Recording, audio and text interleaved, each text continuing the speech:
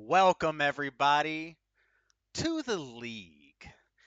And it is the year 2024 2025 season. And it is fucking good to be back. Cheers. Mm. Holy shit. It doesn't seem like it's been that long of an off season, but here we are right back in the shit. And a lot of fucking news.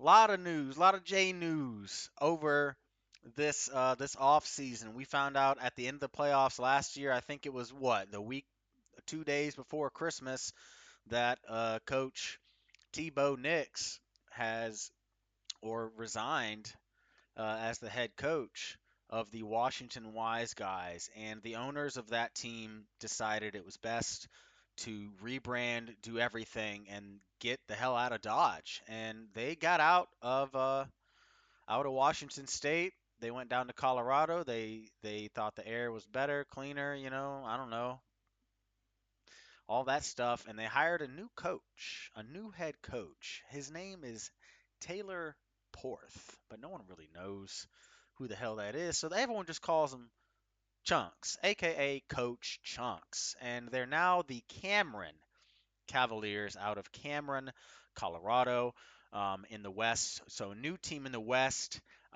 Everything else is pretty much staying the same. The Titans Elite have got a new logo, but we'll touch on that a little bit later. The Finesse and the Voyagers, nothing has changed there except for the Finesse's ego. In the South, the Charleston Trolls. They've been in Charleston for a year. Now they finally got a new logo to go on with it, and some new excuse me, and some new uniforms as well. Not super new, slightly detailed. Tampa Bay Tiger Sharks and the French Quarter Quailmen. Nothing has changed there, rebranding or location wise. They are still fine. But last year, or during the off season, we had the Hickory Grove Heaters, which was regularly voted by the league and the fans, the owners, coaches, players, that it was one of the best team names, if not the best team name in the league. And they changed it. Not only did they change it, they left. They left South Carolina. They left Hickory Grove. And where did they go? They're not even in the U.S. anymore. They went to Cuba, to Guantanamo Bay. So they are now the Guantanamo Gorillas, making the second team in the league that is not located in the U.S., joining the Vietnam Voyagers. And I'm pretty sure Cuba's communist. So we got the two communist countries outside of the U.S., and everyone else is in the U.S. Woo! On to the East. Columbia Dumpster Fire, congratulations on your win last year. Um, Coach Spivey unveiled a new belt at the draft this year, but it was not the talk of the town because no one really fucking knew about it. No one even knew there was a new belt until he showed up with it. Um, we haven't gotten any. We don't really know what the belt looks like. We've only gotten a few glances, so whenever we get that in, we'll report it here to you. We're still waiting on them to send the details over. The Rune Dogs are still coming off a strong season. Nothing's changed there. And the Miami Cartel have got a new logo, but they're still staying in Miami. I mean, no other fucking city would want them anyways because they're fucking garbage. But the Philadelphia Smeagol's, another league favorite, fan favorite, former champion, Philadelphia Smeagol's, they have left Philadelphia. They've kept the same, relatively same colors. They're still sticking with the green, but they're moving back to where the head coach is from, Midlands, South Carolina, which is in Columbia. So Midlands and Columbia dumpster fire. That is some heavy beef right there in the same city. So we're gonna see some crazy shit there. But they are the Midlands Mothmen. Very interesting name. Very scary and intimidating. Well, the name's not intimidating, but when you see the logo, it is quite intimidating. Obviously, the standings, everyone's 0-0. We're all undefeated, baby. All right. Um, let's get into the power rankings And obviously, still looks the same as last year, except I did add Cuba. Okay. There's a couple more differences here as well. As we go through this, I'm going to kind of go through the um, the what do you call it? Power rankings, but also the draft results. And 1 second. There we go. Power rankings and draft grades. So let's get it started. Hold on, I need another beer. Mm-hmm. Ah, let's get it started. Coming in at number 12, you guys probably already know who it is. It is the Miami Cartel. And they had two picks in the first round, two in the second, a third, a fourth, and two fifth rounders this year. And they needed as many picks as they could because this team is straight ass. It's been ass. They won one game last year. They actually did worse than 2 years ago, but they needed this draft. They got Malik Neighbors, Keon Coleman, Jaden Daniels, and Vidal. I don't really know how to say his last name. I haven't heard it. Um, you know, but it's just one of those things, where this team this team could be good. This is exactly the draft that Coach Sam needed for this cartel team. He's now got two solid receivers. He's got a quarterback of the future, and he's got a running back that could step in and do some shit, maybe even this year. He's got a tight end in Sanders that he drafted in the third round that could contribute maybe this year, but most likely next year.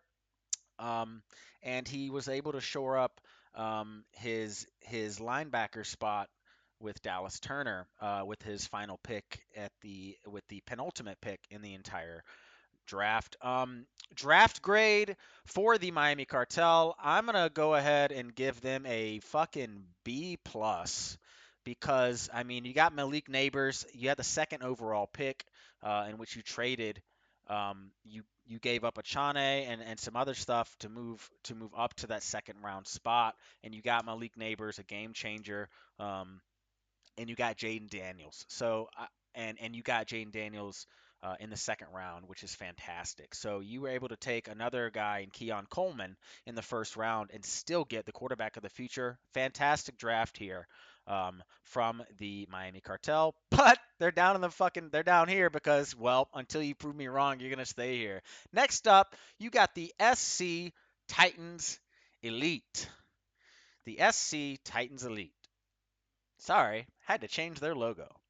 So we got two new logos here, but anyways, um, Joe. So Joe's team, he only had two picks, one in the fourth, one in the fifth, and he got Malachi Corley and and Jawar Jordan. Malachi Corley is a great pick, I think, in the late fourth round. But with only two picks, and this team doesn't have very many picks at all going on in the future, I don't think they have a first rounder until 2026. So I can't give this any better than a C minus at best. Probably a D plus because I mean, thankfully they didn't draft any defensive players because I guess Sleeper changed the auto draft stuff for for that. And I remember I also auto picked for the best flex guy because Joe wasn't there, and I just couldn't see this motherfucker getting a defensive player for the 19,000th time in the draft. Joe, pick up more players. You need more players.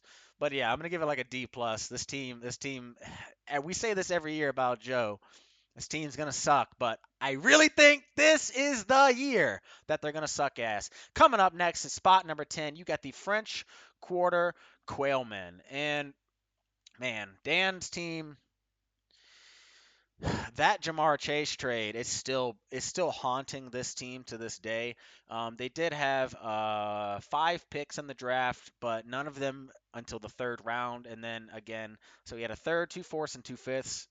He got Bo Nix with his first pick, quarterback in Denver, who's actually looking not bad. But I mean, if you're gonna go for a quarterback here, I guess that was the only guy that was really left.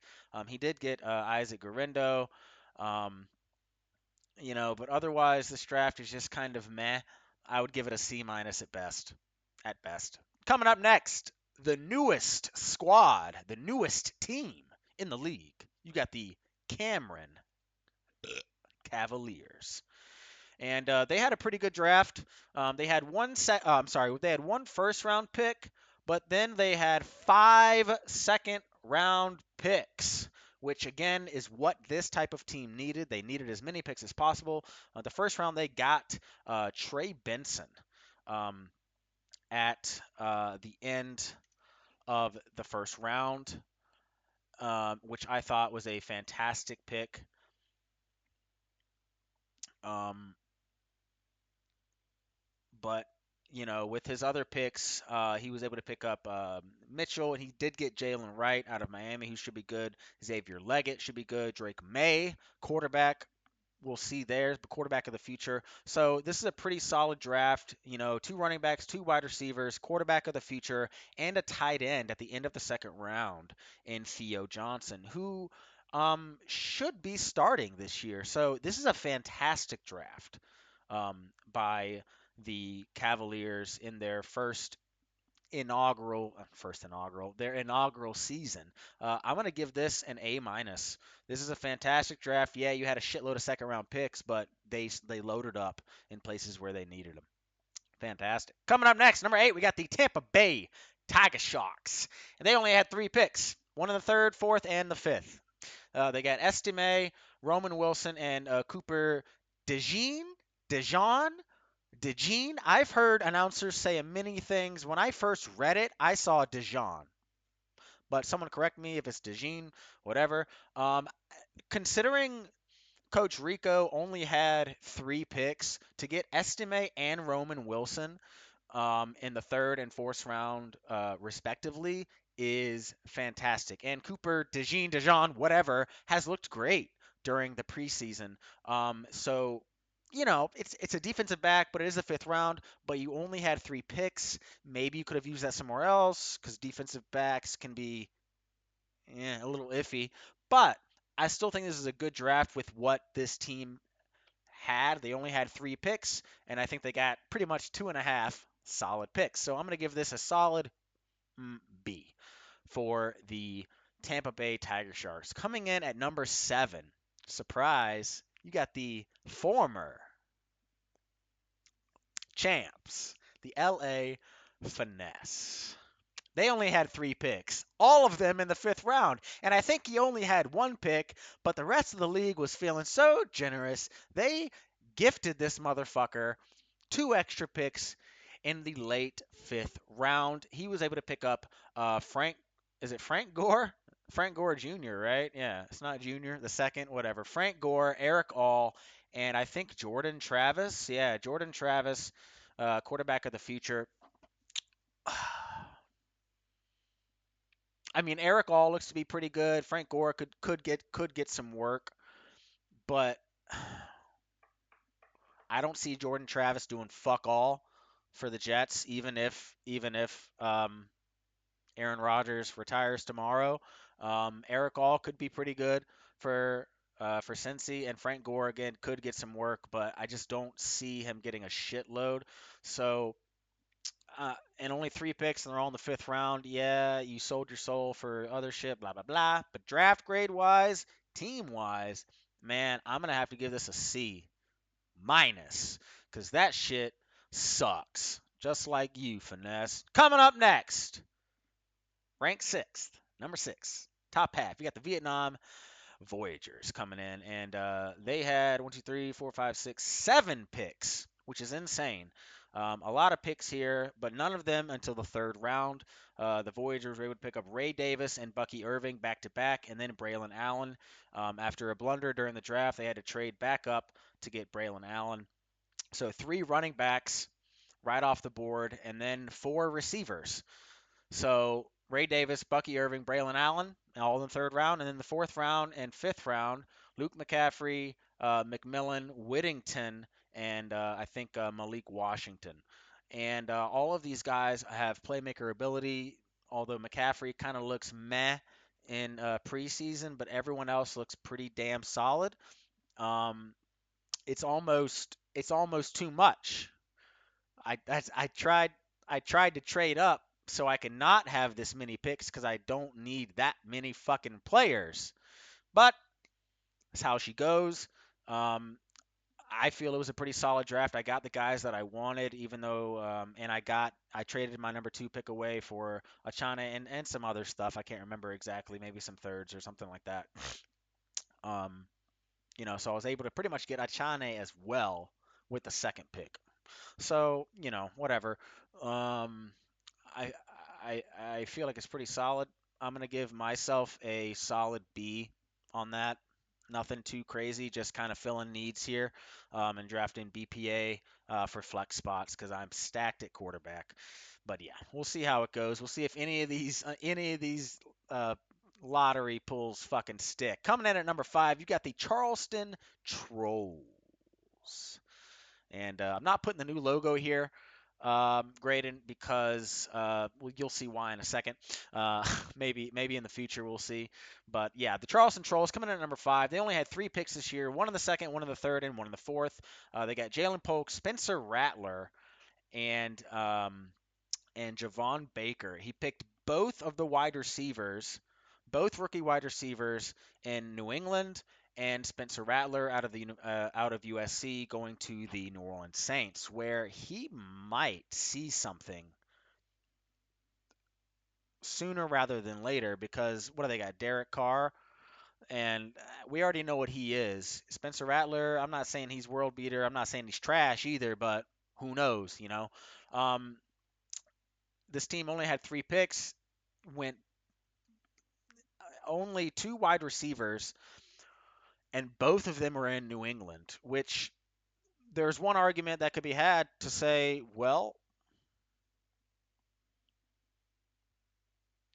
that's shit because New England sucks right now and they have no one throwing them the ball except for Drake May. They have a new quarterback. Can he do it? On the other hand, you would say this sucks. 2 wide receivers, rookie from the same team. That sucks. But on the other side, you're thinking it's fucking genius because there's nobody else in New England that's going to be catching fucking balls except Graydon and Mandy. But, no one's going to be catching shit out there, and Drake May is going to be throwing it to him. He's got to throw it to one of these guys. So I think for this draft, for Graydon and for the Trolls, I think they were just basically almost like not shotgun technique, but they were just picking both of them, say, hey, one of them's got to work, right? So I think it's okay. I don't like the Spencer Rattler pick. I know that was a homer kind of a pick. However, he probably would have been gone later on. I would have done something else, but whatever. Um, Overall, I'd give this a C plus or a B minus. Kind of on the fringe here with that. Maybe I have to go C plus just because it's only 3 picks and you don't know if these guys are going to work out or not. All of them are fucking huge wild cards. But if they work out, fantastic.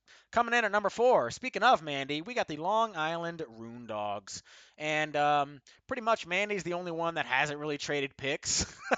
So she had all of her original picks, 1, 2, 3, 4, 5, and an extra first round pick from the Columbia Dumpster Fire at the end of the first round. She was able to pick up Lad McConkey and Blake Corum with her first round picks, and then she was able to pick up Sano, Shipley, Rice, and Cowing. So pretty good draft here. She basically just took best player available. We'll see how Will Shipley does, and we'll see Rice, man. We'll see how he does. But I really like the Corum pick, and I really like the McConkey pick because kind of the same thing with New England, the Chargers. Herbert's got nobody to throw to, so it's got to be somebody, right? It's got to be McConkey. It's got to be whatever. So I'm gonna give that a solid B for Mandy, maybe a B plus depending on how they come out. But this is just initial draft grades. Coming in at number 3, we got the new Guantanamo Gorillas. And they had 5 picks. They had 1 first rounder, 3 thirds, and a fourth. They took Caleb Williams with their first pick in the first round, quarterback of the future for the Guantanamo Gorillas. And then they took 4 running backs. Tracy Lloyd Lauby, I think, Laube, and Carson Steele, which is his best pick, I think. The other three running backs look like trash. Laube looks like shit, I think, but who knows? But I think Carson Steele might be the, well, pun intended, steal of the draft here, especially in the fourth round. He kind of went unnoticed by a lot of people, but he is sitting behind a deep, deep depth chart, and we'll see how this goes. I don't like the no wide receivers here, but going running back kind of with what the Voyagers did, just hoping to pick as many as possible and see which one sticks. I'm going to give this a B minus. Solid. Solid. Coming up next, number 2, you have the newly Midlands Mothmen. And I gotta figure out. I gotta get a new logo. P-Man, send me this logo without the South Carolina State outline behind it. But you got the Midlands Mothmen. They had the number 1 overall pick plus 2 seconds, a third, and a fifth. With that, they took, of course, Marvin Harrison Jr. I mean, I'm gonna judge this draft based not on him. I'm going to take him out of the equation because, duh, it's a fucking A plus pick. Otherwise, though, in the third round, I think he got Ricky Pearsall, who just got shot. Okay, this dude got shot last week in San Francisco, and if San Francisco shooters can't finish Pearsall off, then I don't really know who the fuck can. Maybe the Seattle defense can fucking do something, bring back the Legion of Boom. I'm not sure. But he got him. I think he got, what's his name? Troy Franklin, right? Yeah, Troy Franklin as well. Fantastic picks there. He got Burton, Jermaine Burton. Excuse me. And Ali. So we got 4 wide receivers and 1 running back. I really like this draft, but again, I'm going to take out the Marvin Harrison shit and just go Pearsall, Franklin, Burton, and Ali. That alone is pretty damn good for a draft, right? I would give that a B. But you added Marvin Harrison, makes it a fucking A minus. Excuse me. It's pretty nice to have the number 1 overall pick, ain't it? And number 1, of course, your reigning, defending champs, the Columbia Dumpster Fire. And this fucking team, dude, they had 19 first round fucking picks. They had the 3rd, 4th, 5th, 6th, 9th overall picks. 3rd, 4th, 5th, 6th, and 9th. They had extra picks, but they just gave them the fuck away to other players. But they were to get Thomas Bowers, Odunze, Xavier Worthy, Brooks, and 2 quarterbacks. J.J. McCarthy, who's going to be out for the year now, but I like that pick. This draft was after the injury, so maybe could have got him later, but I still like that pick there. And then Michael Penix in the 4th, late 4th. Fantastic pick there, I think, because he's looked pretty decent. And he just filled up the first round with BPA. And then he just got 2 quarterbacks, one that's going to sit on the IR all fucking year, and J.J. McCarthy, and Penix, who can just sit on the taxi squad all fucking year. So this is a fantastic draft. I got to go straight A minus or A. I mean, when you have 5 first round picks, it's kind of hard to fuck it up. But we'll see. Anyways, let's get into the matchups. I've been rambling. Fuck me. Let's go quick. Matchup number 1. Woo! We got the Cameron Cavaliers at the SC Titans Elite. And this one is interesting because it looks to be very close.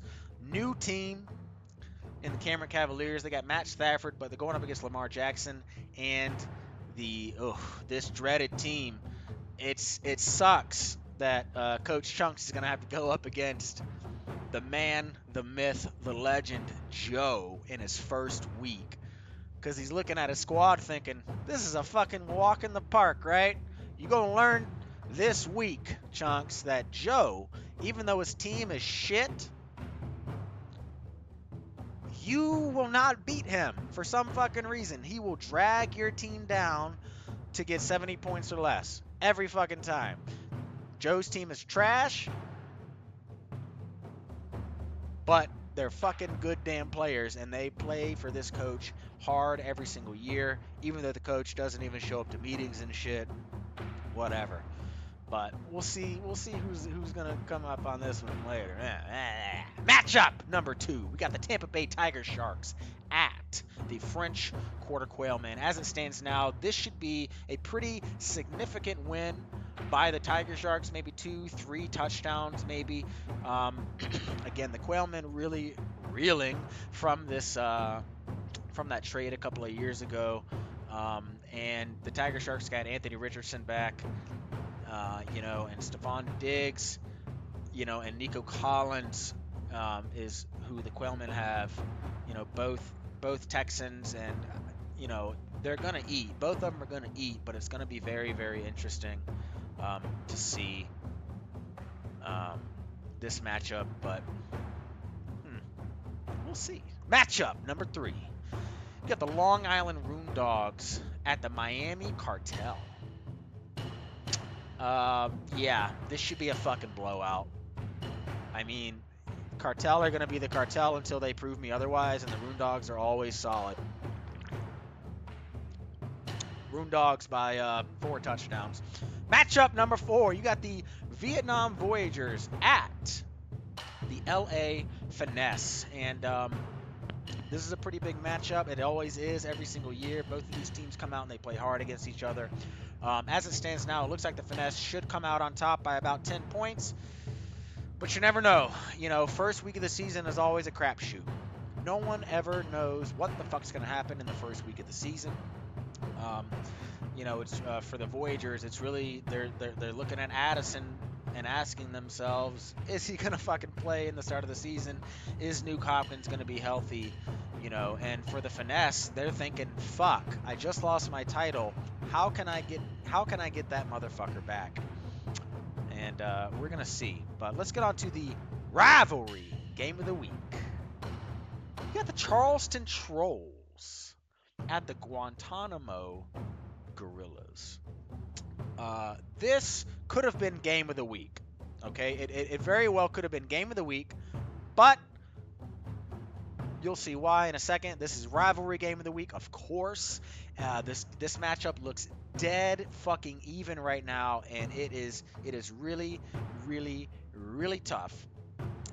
Prescott, Taylor, Murray, Pacheco, London, Brown, Olave, Moore, Kincaid, Ingram, Higgins, Dow, Pickens, Walker. This is a fucking crazy game.